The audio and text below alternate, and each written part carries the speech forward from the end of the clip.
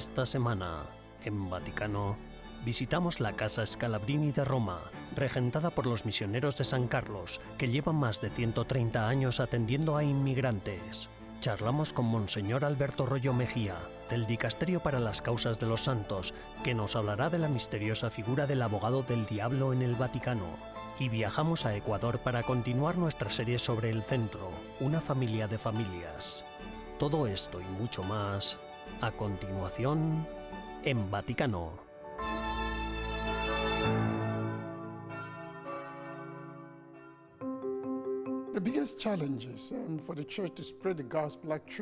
El mayor desafío para que la Iglesia difunda el Evangelio es el problema de la secularización. La gente piensa que no necesita a Dios y nadie quiere renunciar a sus propias ideas. Fortunatus Mwachuku es secretario de la sección de primera evangelización del Dicasterio para la Evangelización. Su libro Esperando al Espíritu Santo fue publicado en 2021. El 16 de mayo de 2023 presentó la traducción italiana del mismo en la Pontificia Universidad Lateranense de Roma. Mwachuku fue nuncio de la Santa Sede en Nicaragua de 2012 a 2017. Sus múltiples experiencias internacionales lo han hecho particularmente consciente de la necesidad de que la Iglesia conecte con todos los pueblos del mundo. Si queremos volver a Dios, tenemos que mirar a Jesús, centrarnos en Jesús, ir con Jesús, seguir a Jesús. Algunos preguntarán, ¿qué pasa con los no cristianos? Bueno, Jesús mismo dice, yo soy el camino, pero también dice, yo soy la verdad. Cualquiera que busque la verdad en la vida está siguiendo el camino de Jesucristo. El proprefecto para la sección de evangelización del Dicasterio para la Evangelización, el cardenal Luis Antonio Tagle, también estuvo presente en la presentación del libro. Aconsejo que primero todos profundicemos en nuestro corazón. Así sabremos, de corazón, que buscamos una voz que nos conduzca a la esperanza, al sentido, y entonces se lo diremos a la gente. Por favor, abrid la Biblia. Allí encontraréis al Señor hablando. ¿Cuál es la buena noticia? Que Jesús está vivo, que Dios nos ama. Lo vemos en Jesús. La gente que está abandonada, la gente en la que nadie piensa, la gente que está viviendo las consecuencias de los desastres. Esa gente necesita que alguien les haga sentir, les haga oír y les haga saber que Dios les ama y que no están solos, es decir, necesitan que se les evangelice. That is to evangelize.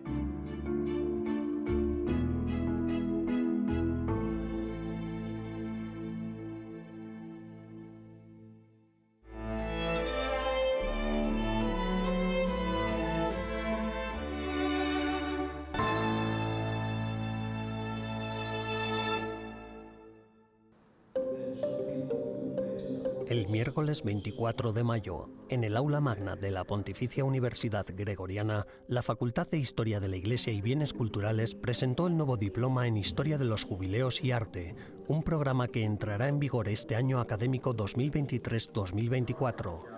Se ha diseñado con la intención de preparar a las personas para el próximo Año Santo en 2025, el 27º año jubilar ordinario de la Iglesia Católica. Tras los saludos del rector, el padre Marc Lewis, los instructores del curso, entre ellos Ottavio Bucarelli, moderador del diploma, presentaron el nuevo curso. El diploma en Historia de los Jubileos y Arte ha sido organizado y diseñado para prepararnos para el Año Santo de 2025, 27º año jubilar ordinario de la Iglesia Católica. El programa educativo pretende llegar al mayor número de personas posibles, especialmente a aquellas que deseen recibir formación sobre los aspectos históricos, artísticos, arquitectónicos, así como devocionales y religiosos relacionados con la celebración de un Año Santo. El diploma en Historia de los Jubileos y Arte está avalado por el Dicasterio para la Evangelización y la Fábrica de San Pedro del Vaticano y profundizará en el mundo de la historia y del arte para analizar cómo se entrelazan con uno de los acontecimientos más significativos de la Iglesia Católica, el Jubileo. La historia del arte ha acompañado siempre La historia del arte siempre ha acompañado la manifestación de la belleza, porque la belleza es Dios y por tanto el único bien, la única belleza en la que encontramos esperanza. justo como el lema del jubileo. Esta esperanza la tenemos en el camino y la belleza nos ayuda a comprometernos en el misterio, a celebrar y a rezar bien. Esta experiencia material también nos da la oportunidad de tener ya aquí una primera experiencia de lo que será el Jerusalén del cielo. La Gerusalemme celeste. Con este nuevo programa académico, la Pontificia Universidad Gregoriana pretende realzar aún más la singularidad histórica y artística de la ciudad de Roma.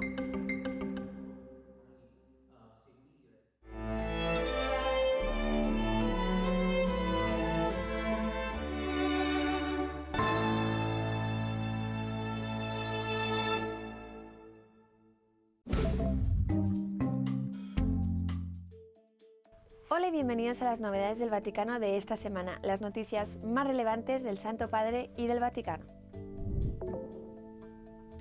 En la solemnidad de Pentecostés, el Papa Francisco instó a los católicos a invocar diariamente al Espíritu Santo para traer armonía a un mundo dividido, a una iglesia polarizada y a los corazones rotos. Hablando en la Basílica de San Pedro, el Papa explicó que el papel del Espíritu Santo es hacer que las realidades creadas pasen del desorden al orden y de la confusión a la armonía. El Santo Padre, que había cancelado todas sus audiencias debido a una fiebre, presidió la misa, pero no fue el celebrante principal.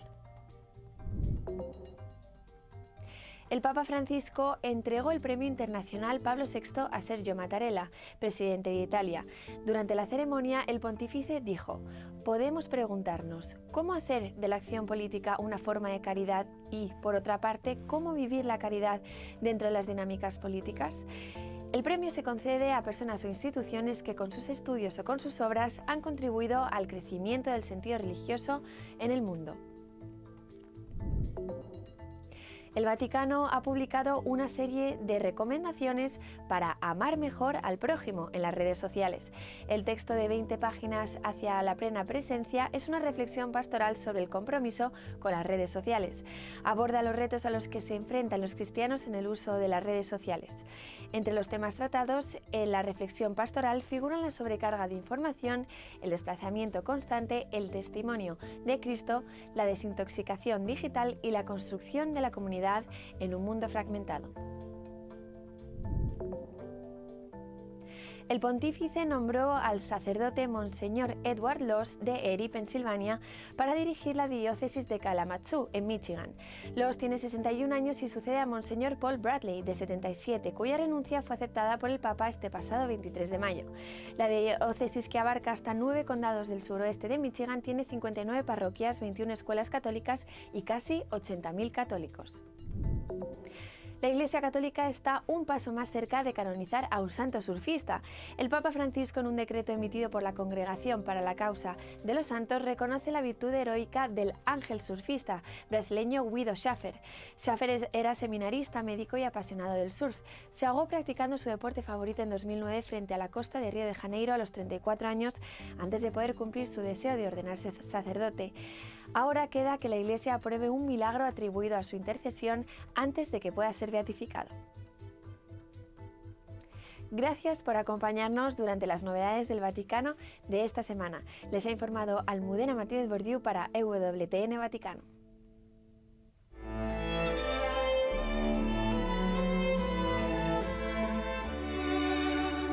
En breves instantes regresamos con más en Vaticano.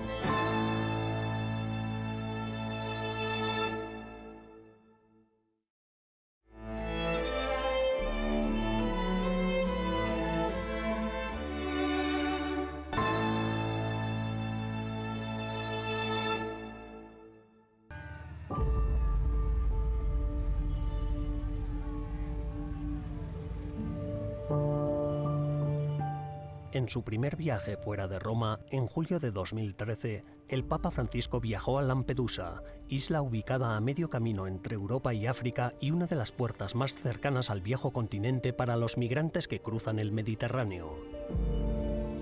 A la vuelta de su viaje, dirigió una misiva a las órdenes religiosas, exhortándolas sobre lo que debían hacer con los refugiados.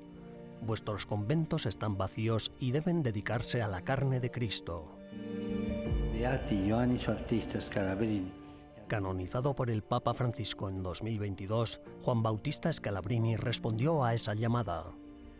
In Scalabrini, we find a very prophetic person. En Scalabrini encontramos a un profeta de la Iglesia al que deberíamos seguir, especialmente en nuestros tiempos, a los que incluso los sociólogos se refieren como la era de la migración. About our time as the age of migration. San Scalabrini colaboró con el Vaticano en el siglo XIX para atender a los emigrantes italianos que iban a América. Obispo diocesano cerca de Milán, visitó más de 300 parroquias y se dio cuenta de que sus feligreses, su rebaño, habían desaparecido. 100 años después, la dinámica ha cambiado y ahora es Italia la que recibe la afluencia de inmigrantes. ¿Ha cambiado esta nueva dinámica la misión? From the point of view of our origins, Desde el punto de vista de nuestros orígenes, ver que Italia no es solo un lugar de origen de misión para los misioneros calabrinianos, sino que se ha convertido en un lugar de misión, sí que ha sido un cambio muy grande e importante para nuestra mentalidad. but it has become a place of mission. La Casa Scalabrini 634 está gestionada por los misioneros de San Carlos, que llevan más de 130 años atendiendo a migrantes en 32 países. Este era su seminario, pero tras escuchar el discurso del Papa Francisco, se transformó en un centro de acogida para migrantes. La Casa Scalabrini está gestionada principalmente por laicos que se preocupan por que la misión de Scalabrini y del Papa Francisco se mantenga en primer plano. El Papa Francisco mantiene una postura muy firme en cuanto a la migración y siempre nos inspira al no dejar de repetir los 4 verbos: acoger, proteger, promover e integrar. Además, en cada uno de los mensajes que transmite, creo que podemos encontrar algo de las palabras de Scalabrini. Este año han sido 33.000 los refugiados acogidos en Italia. Italia es uno de los países que más inmigrantes procedentes del Mediterráneo acoge. Para aquellos que se encuentran en un entorno acogedor como Casa Scalabrini 634, realizarse es posible. Pero, ¿qué es lo que la Iglesia entiende que los gobiernos no? First of all, I think that the En primer lugar, creo que la Iglesia se hace cargo de la humanidad de los migrantes. Para la Santa Madre Iglesia, y esta ha sido la enseñanza de la Iglesia desde el principio, los migrantes no son simples números o estadísticas, o peor aún, problemas. La Iglesia considera y trata a los migrantes como los seres humanos que son. things and treats migrants as human beings. Here they regain that autonomy. Aquí recuperan esa autonomía que probablemente perdieron dentro del conglomerado gubernamental. Se sienten como en casa, como el chico aquel que ofreció su testimonio, que nos contaba lo desagradable que era para él tener que firmar cada vez que pisaba la oficina del gobierno. No se sentía libre para moverse. Aquí recuperan su libertad de movimiento, su vida. Empiezan a sentirse más como en su propio país y a tener una sensación de autonomía y libertad. Creo que eso hace que la gente crea aún más en el proyecto, porque están realmente comprometidos con lo que aquí construimos entre todos. Aunque la mayoría de los acogidos en Casa Scalabrini optan por quedarse el mayor tiempo posible, hay un límite de tiempo. La estancia media es de 6 meses. La casa tiene capacidad para 30 personas y organiza clases que ayudan a los huéspedes a desarrollar habilidades que podrán ejercitar una vez abandonen la seguridad que las paredes de este hogar de acogida proporcionan. Autonomy in the sense of people do not have to become dependent. Autonomía en el sentido de que las personas no tienen que depender de las instituciones. La gente tiene que aprender a buscar un trabajo, a tener una vivienda y a poder seguir con su vida de forma autónoma. People to go on with their lives, autonomously. Los centros de tramitación gubernamentales otorgan documentos a los inmigrantes, pero no los integran en la sociedad. Por esta razón, la Casa Scalabrini se centra en el compromiso directo con la comunidad y se compromete a educar a la comunidad local.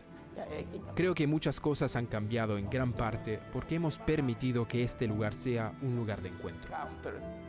Así como la Casa Scalabrini 634 se abrió como respuesta a la llamada del Papa Francisco, recordemos que cada uno de vosotros, refugiados, que llamáis a nuestras puertas, tenéis el rostro de Dios y sois el cuerpo de Cristo.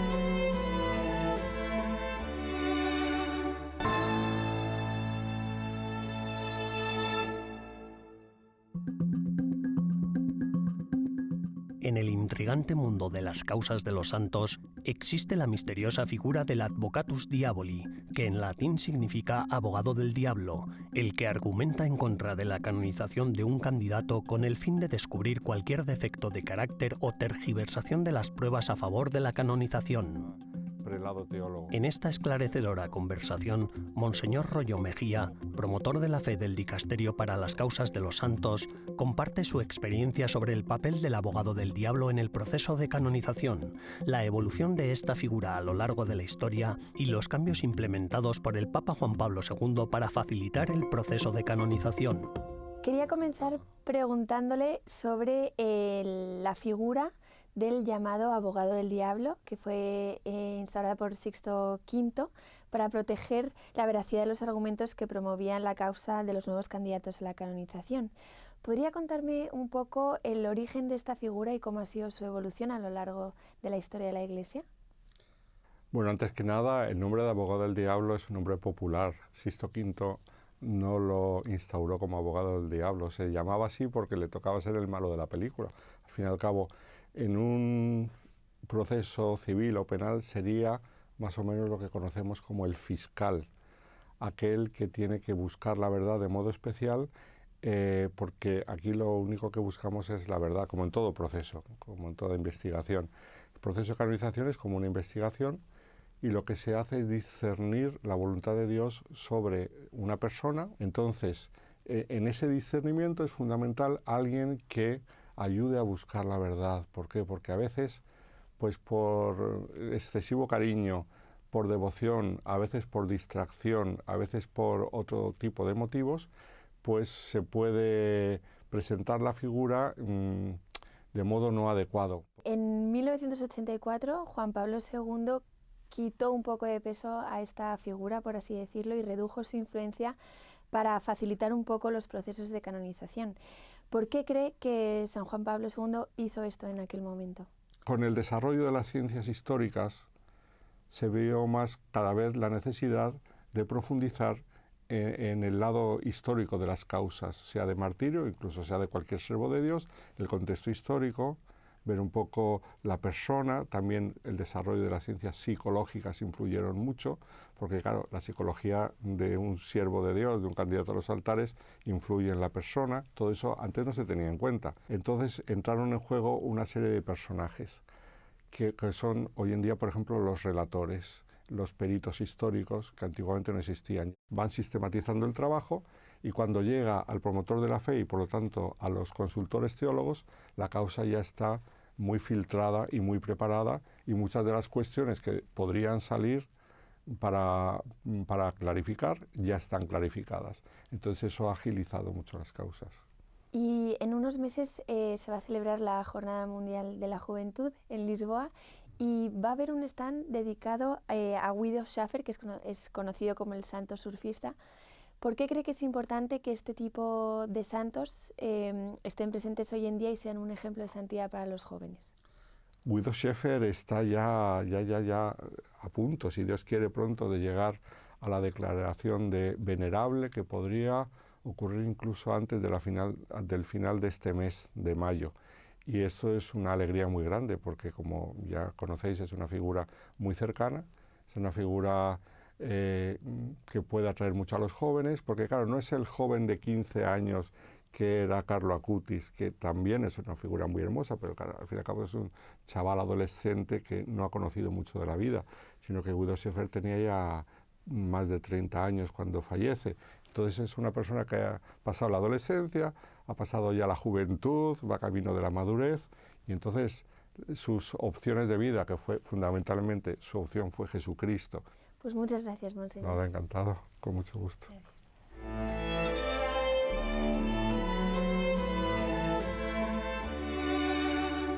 Tras una breve pausa, regresamos con más en Vaticano.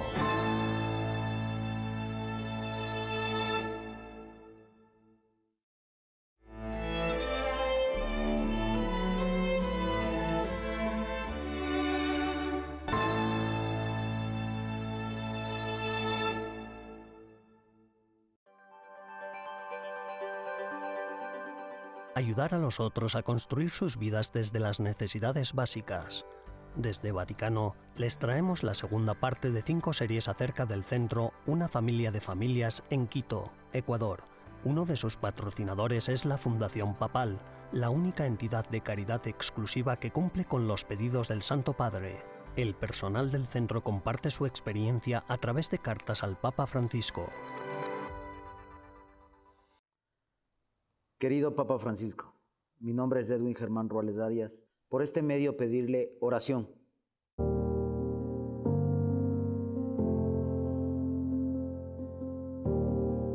Sabemos que la oración tiene poder y sé que con su oración para nuestra obra y todas las obras de ayuda generará fuerza para fortalecer y vivir por siempre, siendo obras de ayuda a los más vulnerables.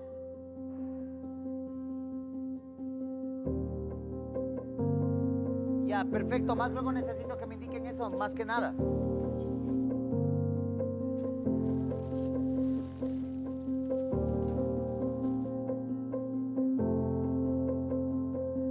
Este es el banco de alimentos en el cual se tuvo que improvisar debido a los tiempos de COVID. Anteriormente nosotros servíamos a nuestra comunidad, a nuestras familias con 3 comidas diarias y el día sábado, los fines de semana, hacíamos el tema de una olla solidaria, a poderles solventar a nuestras familias con kits alimenticios, ya que ellos se encontraban en sus casas. Aquí es el proceso de los kits que vamos elaborando. Son unos kits que tienen los productos básicos para que las familias puedan alimentarse. Y este es un kit básico para 4 personas, 2 niños, padre y madre. Acá tenemos otros kits que ya van para 5 personas, con un dulce para los kids, para los niños. Tratamos de que en estos kits se fundamente más con otro tipo de proteína como pollo, como hígado, en dependencia de lo que podamos comprar, en dependencia de lo que nuestros donantes nos puedan ayudar, pero siempre estamos trabajando con el complemento de que tengan todos los productos necesarios para su alimentación.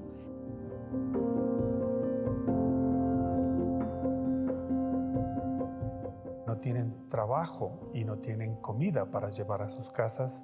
Nuestro objetivo es que la gente sienta que se transforma, que la gente sienta empoderada y que crea que sí puede tener una vida mejor.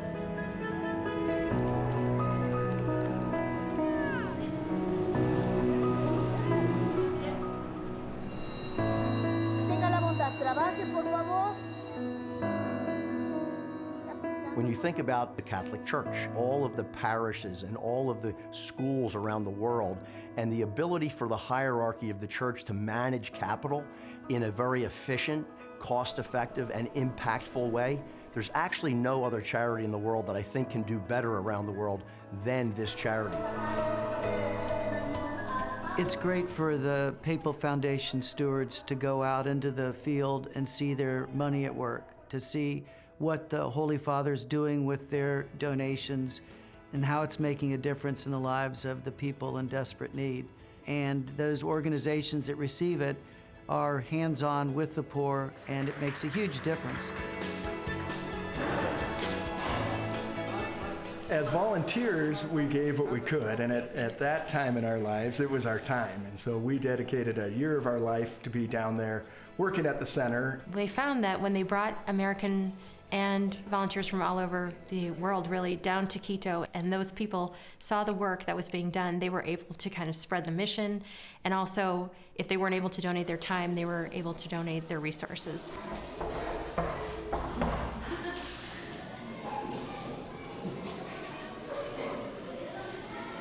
You can hear the chairs rustling and the kids like,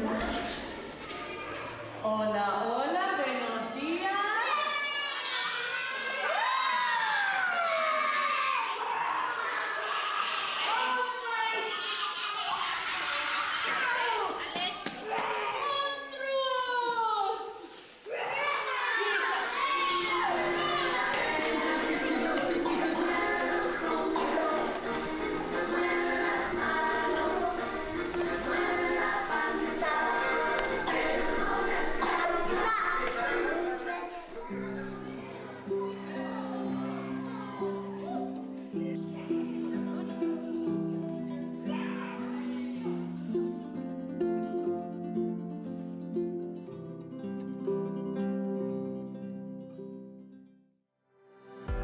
En el Vaticano de la próxima semana continuaremos siguiendo el servicio de alumnos voluntarios de la Universidad de Estados Unidos, quienes vinieron al centro para conocer los problemas diarios, pero también para conocer la alegría de las familias que viven ahí, asistiendo en la construcción de un nuevo hogar para familias necesitadas.